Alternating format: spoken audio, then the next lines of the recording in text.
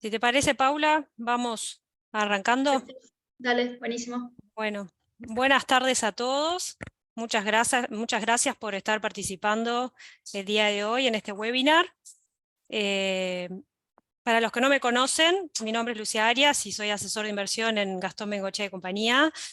Bueno, y del otro lado tenemos a la economista Paula Bugia, que es nuestra asesora independiente. Muchos de ustedes ya la conocerán por los repetidos webinars que nos ha dado. Paula tiene una vasta experiencia en el mercado financiero. Paula, el webinar pasado estuvimos haciendo más bien foco en la renta fija, en la importancia de mantener tasas, alargando duración, también la importancia de mantener riesgo de crédito bajo, o sea, buena calificación en los instrumentos de renta fija, aprovechando los buenos retornos. En esta oportunidad nuestro foco va a estar más bien en la renta variable, ¿no? ¿Son las ganancias de las empresas suficientes como para hacer frente a una posible recesión y una pronta baja de tasas? O bueno, eso tiene más que ver o un poco que ver con la reciente inyección de liquidez que hizo la Fed para hacer frente a los eventos bancarios, ¿no? ¿Es momento de la renta variable o todavía no tenemos ahí un margen de certeza como para ser tan optimistas? Bueno, te paso Eh, la palabra, Paula, bueno, y, muchas gracias. y Muchas después gracias, abrimos Luz. una instancia de Dale, preguntitas, vamos eso a tratar quería de hacer decir. más parte de preguntas. Y me parece excelente tu introducción, hiciste un excelente resumen de lo que dije la otra vez, así Muchas que gracias. cito, pues, se ve que alguien me escucha. Eh, Voy a decepcionar un poco, porque justamente hoy vengo a decir un poco diferente, ser un poquito catastrófica, en el sentido que creo que estamos en un punto en que los datos económicos van a empezar a empeorar de forma progresiva, sobre todo en Estados Unidos, y que se vienen tiempos difíciles para la renta variable, o sea, para las acciones. Así que te adelanto ya un poco, pero sí, un poco, digamos, si bien los resultados del primer trimestre de las empresas vienen bastante resilientes, que en general suponete el 75% viene mejor de lo esperado, pero siempre superan expectativas, porque los gerentes financieros tienen un truco bastante conocido ya, de que ponen las expectativas bastante bajas para siempre superar expectativas, ¿no? Es un poco ese juego que se hace con el mercado. Pero lo que superaron las expectativas, primero, es muy poco comparado con lo que supera expectativas en el pasado. Y siempre es mirando de alguna forma el espejo retrovisor, porque estamos hablando del trimestre que cerró en marzo. Inclusive hay muchos comentarios de presidentes en las compañías, en las conferencias de prensa, fueron mucho más cautos de lo que mostraban sus números, ¿no? Entonces, realmente son números que realmente son muy buenos para el contexto que se está viviendo, pero que pueden empeorar muy rápidamente. Esa es un poco mi conclusión, pero te empecé por la conclusión un poco esa luego, pero ahora te voy a contar la historia, que me gusta ir por algunos gráficos para contar la historia y para que se les haga más evidente esto que te estoy adelantando ahora. Lo que sí tengo que decir que tengo muchísimo respeto a lo que yo llamo América Inc., ¿no? Lo que es el mundo corporativo en Estados Unidos, que tiene muchísima resiliencia y flexibilidad para adaptarse. Eso no es lo que me preocupa, tampoco es por una gran recesión. Mi problema son las valuaciones en la renta variable, o sea, en acciones, es algo que vengo diciendo hace rato. Entonces, si estuviese barato, dejaría de lado un montón de estos factores, pero no estando barato, como que uno lo mira mucho más de cerca. Pero bueno, voy rápidamente por algunos datos económicos y después vamos directo a mercado. En estos índices del Citi, este gráfico, estás viendo un gráfico con tres rayas de diferentes colores, ¿no? Estos se llama el índice de sorpresas económicas que elabora Citi y lo divide en regiones, ¿no? Estados Unidos, Europa y China. Y lo que muestra es si los datos vienen mejor o peor de lo esperado. Y la realidad es que tanto en Estados Unidos como en Europa los datos vienen siendo peor que lo esperado. No son súper contundentes, son un poquito peor. Ayer vamos a ver que el mercado el dato vacantes de empleos salió débil, los datos de ventas minoristas salieron débiles, o sea, vienen flojos. Por el contrario, en China los datos vienen mucho mejor de lo esperado. Se empezó el año con expectativas de que la economía china crezca un 5, ya hay gente que lo está elevando a un 5,5 y piensa que puede ser un 6. Es lo mismo que pasó con otros países cuando salieron de la pandemia, ¿no? Que sobre todo creció mucho la parte de consumo de servicios, salir a comer afuera, turismo, etc. Pero la realidad es que se empiezan a deteriorar los datos económicos y yo creo que esto se va a transformar en una bola de nieve.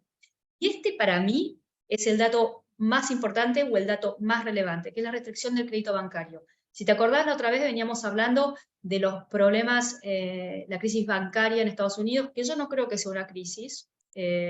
Cayeron 3 bancos bastante grandes, medianos, que hablan muy mal de la regulación en Estados Unidos, y hoy Powell en la conferencia de prensa salió a decir que tienen que salir con nuevas regulaciones para controlar más a los bancos medianos que cometieron un error. Él lo dijo claramente, y habla mucho de la restricción del crédito bancario, y que esto es lo mismo que subir la tasa, que no saben por cuánto significa, pero lo que muestran estos gráficos, la línea amarilla en ambos casos, es que las condiciones de dar crédito empeoraron muchísimo. Los bancos están prestando mucho menos, y en el primer gráfico las barras muestran que el crecimiento en el crédito viene siendo negativo, porque también el costo de financiamiento de los bancos aumentó, y vos viste que muchos sacaron plata de los depósitos para poner en fondos de money market, porque los depósitos en los bancos pagaban poco. Bueno, los bancos ahora van a tener que pagar más depósitos, más en sus depósitos, y quieren prestar menos. Entonces, la economía de Estados Unidos crece en base al crédito, y hay algunos sectores que están mucho más complicados en este aspecto que otros. Uno de esos es el inmobiliario, sobre todo la parte comercial, que es la parte de oficinas y shoppings, depende muchísimo del crédito. Así que yo creo que los próximos meses vamos a escuchar malas noticias. Ya se escuchan muchas noticias, viste lo que hablábamos antes del crédito, se escuchan muchas noticias, bueno, Bath & Beyond que cayó, bajas de calificación por parte de las calificadoras.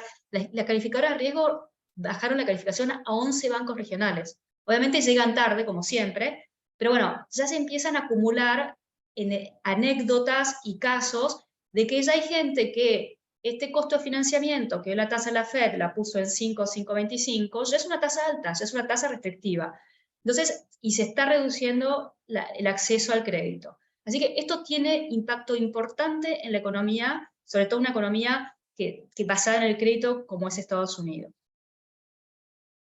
Y como dije muchas veces, Estados Unidos es 75-80% consumo. Bueno, el consumidor también está aflojando bastante. Las ventas minoristas, que es lo que muestra estos gráficos, en términos reales, o sea, ajustando por inflación, cayeron un 3% en el último mes, un nivel muy bajo, y eso a pesar que, como se ve en el gráfico a la derecha, los ingresos en términos reales mejoraron un poco porque la inflación bajó de ese 9% que tenía a un 4,5, 5, según qué índice se use, ¿no? Entonces, viene mejorando y los salarios vienen creciendo un 4, eso viene ayudando al consumidor, pero la realidad es que el consumo está aflojando, hay mucho uso de la tarjeta de crédito para financiarse, en préstamos como de los autos ya hay cierta morosidad, o sea, ya se empieza a notar también algún deterioro en todo lo que es consumo.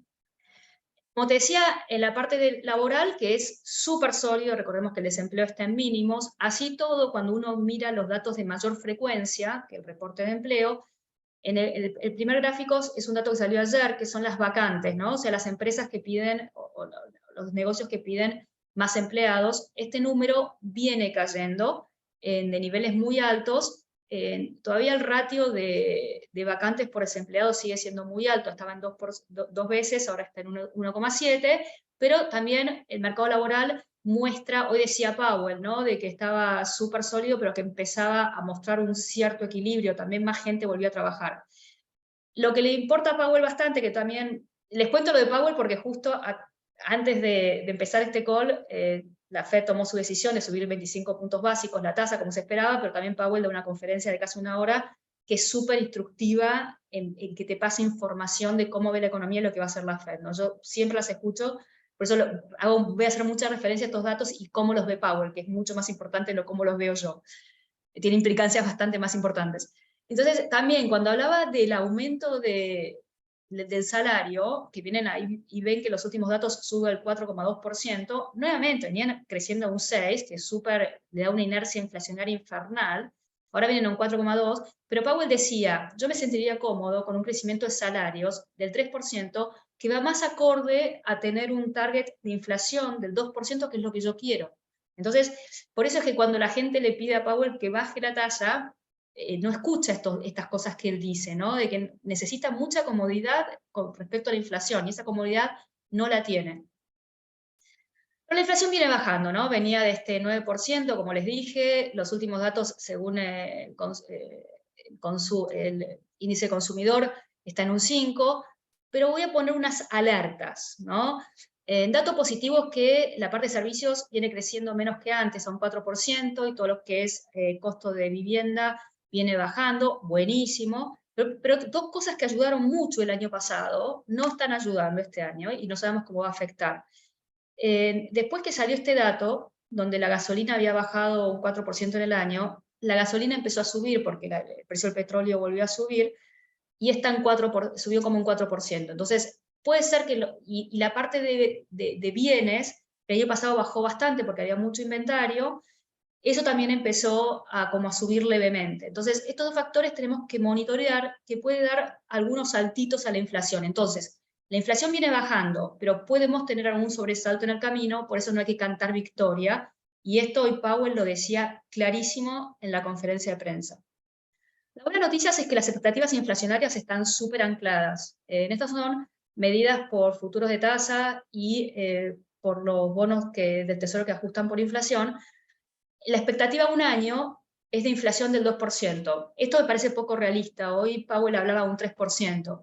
Entonces, esto quiere decir que los TIPS, que son esos bonos que ajustan por inflación, están baratos porque hoy están con una tasa implícita del 2% cuando probablemente la inflación sea más alta. Entonces, realmente los TIPS, sobre todo los cortos, dan una buena rentabilidad.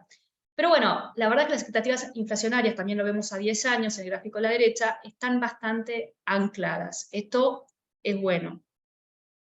Entonces, resumiendo las expectativas económicas, los que me vienen siguiendo, la verdad que no cambió mucho la historia al mes pasado.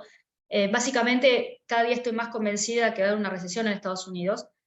Qué tan profunda es difícil de saber, depende mucho de cuánto se va a restringir ese crédito, pero recordemos que lo que marca la conferencia de Powell hoy es que probablemente tengamos esta tasa del 5% por todo este año. Cuanto vos más tiempo mantengas esta tasa, más víctimas del sistema vas a tener, más bancos regionales que quiebran, más desarrolladores inmobiliarios con problemas, más medianas y pequeñas empresas que les va a costar rolear su deuda. O sea, los problemas crecen cuando vos tenés tasas altas o restrictivas por mucho tiempo. Pero bueno, ya yo creo que la segunda mitad del año va a ser floja ya más fuertemente. Como le dije, nada que agregar los bancos, me parece que eso está más o menos manejado. Hay que ver las restricciones que van a poner a los bancos. Esto es importante para la rentabilidad del sector financiero, porque si les piden más capitalización y más liquidez, significa menor rentabilidad para los bancos. Entonces, ojo con la inversión en el sector financiero hoy en día, me parece que hay que esperar.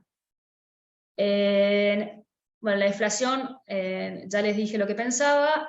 Europa depende muchísimo de que el costo de la energía siga bajó, ¿se acuerdan? Porque las temperaturas fueron muy suaves, pero si tienen un invierno más profundo este año, o si no pueden llenar los inventarios tan fácilmente o de forma tan barata como el invierno pasado, la verdad que la historia de Europa se pincha un poco, y la inflación núcleo sigue haciendo nuevos máximos.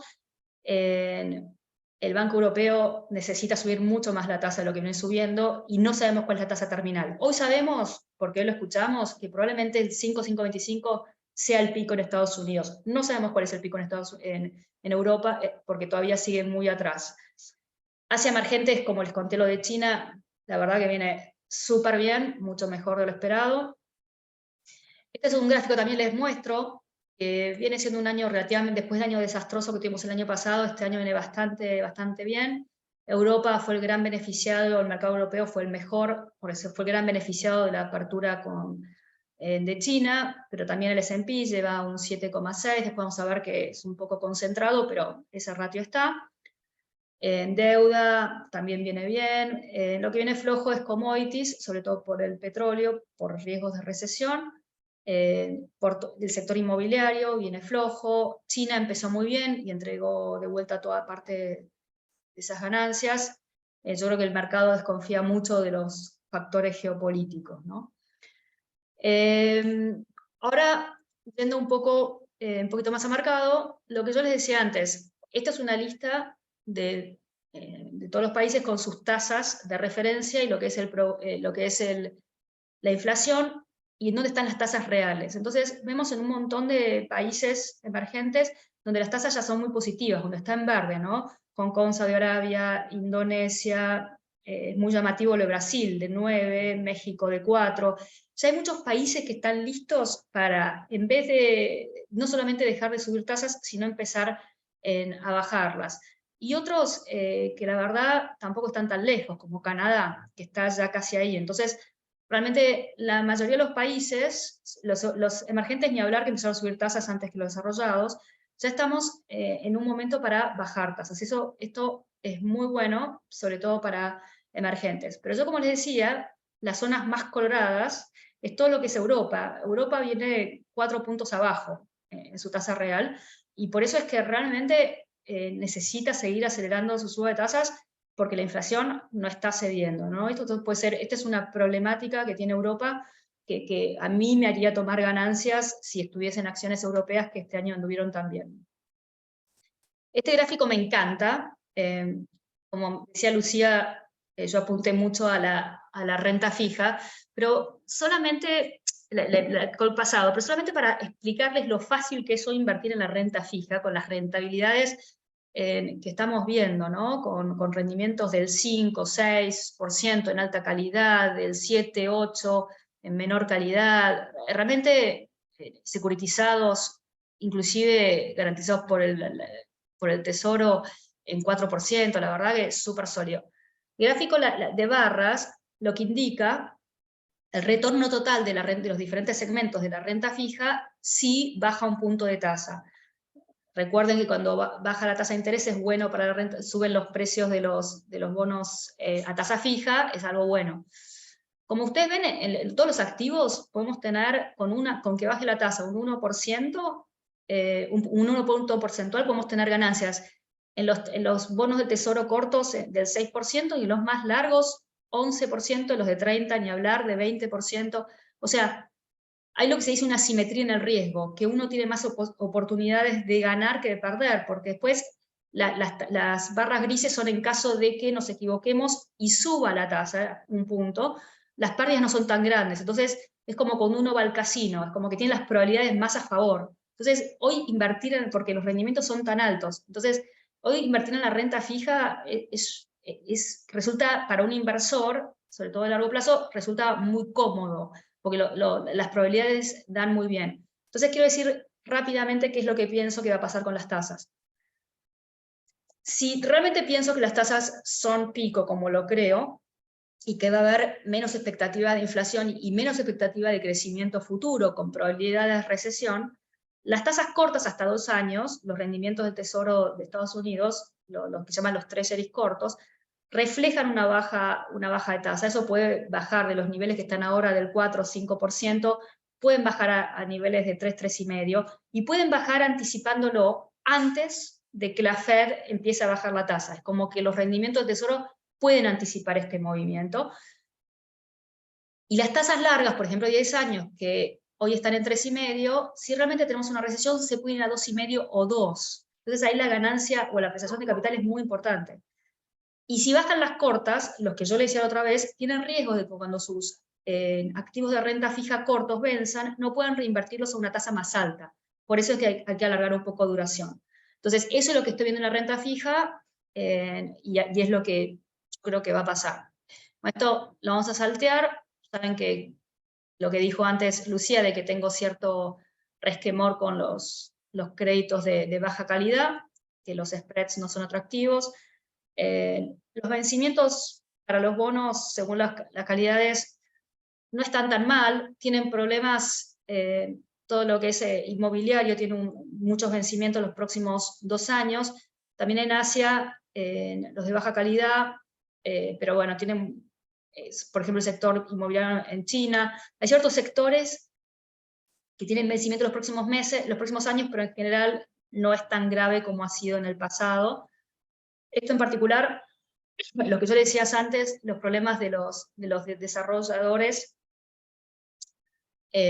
comerciales, o sea, de oficinas y shoppings, esto es el CMBS, que debería ser como el spread de la deuda sobre propiedades comerciales, o sea, oficinas y shoppings, está en niveles tan altos como en marzo del 2020.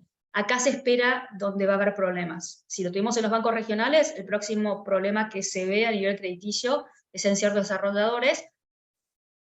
Esperemos que no sea masivo, ¿no? Y la parte residencial de Estados Unidos no está tan mal, porque también yo ya lo he comentado muchas veces. La persona que tiene una hipoteca tiene hipotecas a tasa fija por 30 años. Entonces esta suba en la tasa de hipotecas del 3 al 6% no se ve afectado, y están muy bien en cuanto a su balance las personas, ¿no? Entonces no se espera grandes descalabros, pero sí en la parte comercial. Ahora vamos un poco a la renta variable que decía Lucía. Sí, la verdad que los resultados vienen bien, pero hay un tema que a mí me preocupa, que yo lo puse en mi último reporte, mensual, y es que las expectativas de las ganancias para los próximos trimestres son raras. Porque, por ejemplo, venimos del cuarto trimestre, las ganancias de las compañías cayeron un 5%. En el primer trimestre, más o menos parecido, y en este se esperaba un 7%. Viene un poco mejor, pero vienen cayendo. O sea, también cuando dicen que vienen bien los resultados, están cayendo con respecto al año anterior, porque las ventas suben, porque la gente con la inflación, las empresas suben sus precios, por lo menos las que pueden, pero los costos le comen eso y terminan con ganancias negativas, ¿no? Los márgenes de las empresas están cayendo. Entonces sí, vienen bien, pero vienen con caídas. Para el próximo trimestre también se esperan caídas, y los analistas están esperando para la segunda mitad del año crecimiento en ganancias. Creo que es del 2% para el tercer trimestre y como un 8% para el cuarto trimestre. Y yo les estoy diciendo que yo creo que en el segundo semestre vamos a tener recesión. Entonces yo ahí veo una incoherencia brutal, digamos, a mí, o por lo menos no me genera mucha tranquilidad, ¿no? Porque estamos hablando que las empresas puedan seguir aumentando sus precios en una situación donde el desempleo probablemente esté más alto. Entonces, a mí no me termina de cerrar esa historia, y por eso sigo muy cautelosa. La evaluación del mercado accionario norteamericano está en 18 veces ganancia, precio-utilidad, que es el ratio que se usa, históricamente es más un 16, o sea, ya es alto. No es tan alto como el pico del año pasado, que fue 21, pero siguen siendo niveles bastante altos, sobre todo con las perspectivas económicas que tenemos. Entonces, no hay mucho margen de seguridad en la renta variable cuando uno invierte. Por más que uno no espere una super recesión, no es un mercado que esté barato. Y algo que yo sigo mucho para ver la fortaleza del mercado accionario, o digamos, la fortaleza y la sustentabilidad del rally que estamos viendo, es verdad que el S&P subió casi un 7% este año, el Nasdaq subió mucho más, 16%, pero fue concentrado en muy pocos nombres. El primer gráfico, lo que muestra es que solamente el 25% de las empresas del S&P le ganaron al índice. Entonces, no es que muchas empresas tuvieron ganancias, o sea, eso quiere decir que el 75% tuvo un crecimiento menos del 7%. Entonces es muy concentrado el rally en muy pocos nombres. Después lo vamos a ver un poco más. Y también eso se puede ver en que mientras que el S&P subió, los índices de empresas más chicas no subieron. Entonces no es que está subiendo todas las acciones de Estados Unidos. Y a mí este gráfico me encanta, que yo lo saco de FinSBiz, es una website muy divertida. Estos son los rendimientos en el año, y como ven, los cuadrados más grandes son porque son las empresas más grandes en capitalización, y después ahí tienen lo que subió. Realmente el rally que vimos este año se puede explicar por las subas que tuvieron estas empresas, que son muy importantes, ¿no? En el índice, que es Microsoft, Apple, Nvidia, Google.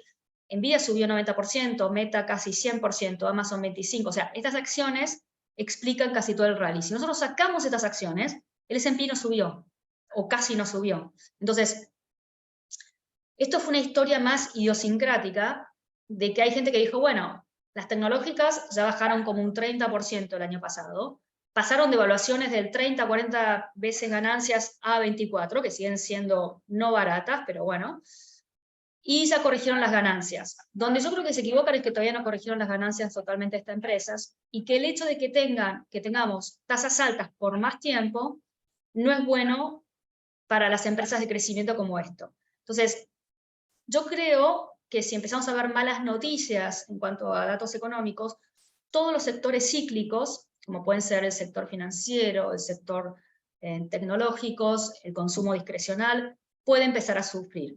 Y por eso uno está más cauteloso, uno está más resguardado en valor, que también es lo que indica la historia. Cuando uno tiene tasas altas, las acciones valor o defensivas te protegen mejor que las de crecimiento, que bueno, casi de sentido común. Así que sí, la verdad que me parece que las malas noticias se pueden acelerar y que puede entrar una corrección al mercado. No me extrañaría ver que se toquen los mínimos del año pasado, cercanos, 3.700, que ahí yo lo miraría con mejores ojos, pero yo lo que ahora veo son muchas estas inconsistencias que le estoy marcando, que son las ganancias para los próximos trimestres, la concentración en, la concentración en el rally y este tipo de cosas que marcan de tal vez problemas para adelante, ¿no? Así que bueno, un poco, perdón, Lucía, ¿me querés preguntar algo? No, dale nomás. Entonces, un poco para contar en términos de perspectivas de mercado, ya les he dicho que me gusta la renta fija, sobre todo de calidad, alargar duration en alta calidad. Las ganancias esperadas del S&P no me parecen creíbles, en Europa me preocupa, Asia me gusta, está súper barato en Asia. Me gustan los commodities, que el que viene muy bien es el oro, por este pico de tasa que hablamos muchas veces, que lo beneficia. El dólar puede ser que... otro tema, vieron que la volatilidad medida por el VIX llegó a mínimos. Entonces, también yo lo que pongo en el reporte, bueno, si alguien quiere estar invertido y la volatilidad está baja, tomar coberturas, por ejemplo, lanzar un put es mucho más barato que cuando la volatilidad está alta, ¿no? Yo también creo que la volatilidad va a volver a subir en algún momento. Y nada, después, no sé si tus clientes, si los clientes de Bengochea tienen, pero bueno, en lo que son las alternativas, que es private credit, private equity, me parece que las valuaciones vienen ajustando mucho más lento que en el sector público. Yo les quiero contar que si el mercado ajusta, yo ya tengo mi lista de compras, en el sentido de que si el mercado se vuelve más racional, si las valuaciones son interesantes, y yo ya veo, y yo ya percibo más claramente cuando la Fed va a bajar tasas, yo creo que hay sectores que compraría de una, ¿no? Unos más agresivos tecnológicos, tal vez inclusive las tecnológicas más, no las grandes, sino las medianas, pero no creo que sea el momento todavía. Y después lo llama REITs, que son las empresas listadas inmobiliarias, que el año pasado cayeron un 30%, que ajustaron los precios mucho mejor que lo que hicieron los activos privados de renta fija, del sector inmobiliario, con lo cual es otra gran oportunidad, pero yo en lo personal yo quiero ver primero mayor claridad en cuándo, que realmente la Fed va a bajar la tasa el año que viene, tenerlo un poco más claro y que el mercado de bonos ajuste esa expectativa de baja de tasas que tiene, que para mí es equivocada, hasta que también ajuste esa expectativa. Pero yo, como digo, estoy desesperada por esa lista de compras, de aprovechar a ser un poco más agresiva y también tal vez comprar lo que se llama high yield, que son los bonos de menor calidad. Pero me parece que todavía es muy temprano para eso, que por lo pronto tenemos meses que pueden decepcionar. Eso sería, Paula, ya iniciada la recesión. Claro, cuando haya un poco más, viste, pesimismo y los precios hayan ajustados. Mira, estuve en una conferencia, que también estuvo gente de Bengochea, en Miami, que se llama Citywire, que invita a un montón de fondos, y estuve en un desayuno con una persona que se dedica al sector inmobiliario en Estados Unidos, ¿no? Un fondo grande que no quiero dar el nombre. Y lo que él me decía es que hasta ahora viste poca dislocación de precios, pero que ya había varios jugadores que le estaban sacando liquidez al sector. Este sector, el sector inmobiliario de Estados Unidos tiene un valor en el Producto Bruto de casi un 20%, es un sector muy importante. Y entonces él decía que él sentía que lo peor en el sector, por ejemplo, se iba a ver en 3, 4 meses. ¿No? Entonces es como, todavía, y por anécdotas, ¿viste eso? Todos los días me llaman para preguntarme por un bono en particular, de que puede estar en problemas o no, que le bajaron la calificación. Es como que siento que estás en ese momento que las malas noticias se van a ir acelerando. Y es natural, y aunque tengas una recesión leve, pero hasta ahora el mercado, la verdad que viene bien, ¿viste? El mercado, el, el- el mercado de bonos está súper cauteloso y el de acciones, es verdad que el mercado accionario de Estados Unidos, medido por el S&P, está en un rango de 3.700 a 4.200 desde octubre del año pasado, o sea, tampoco, viste que tiene un rally ni una tendencia sostenida, ¿no? Sino que se mantiene en ese rango. Pasa que un analista técnico te diría que en algún momento va a quebrar para un lado o para el otro, ¿no? Yo no veo muchas razones para quiebre para el alza. Lo que te estoy contando es que me preocupan las cosas que lo puede hacer que quiebre a la baja, ¿no? Así que nada, la verdad que seguimos cautelosos. Por suerte tenemos la renta fija que da unas lindas oportunidades y hacia emergentes y commodities, pero después hay que mantenerse, me parece, todavía cautos con todo lo que es cíclico o más agresivo. Ya llegará el momento, se los voy a contar, espero pegarla, aunque el timing siempre es la parte más difícil de la inversión,